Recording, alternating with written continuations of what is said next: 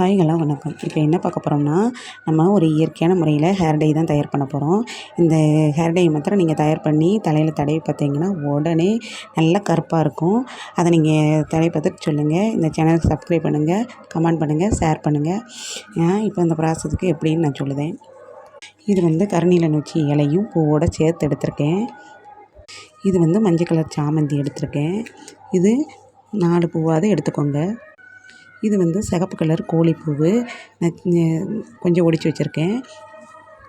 இப்போது இந்த 3யுமே இதே மாதிரி ஒரு கிளாஸ் அளவுக்கு தண்ணி எடுத்துக்கோங்க. எடுத்துக்கிட்டு இதை 3யும் தனித்தனியாக அவிச்சு எடுத்து ஒவ்வொரு கிளாஸ்லேயும் ஊற்றி வச்சுருக்கேன்.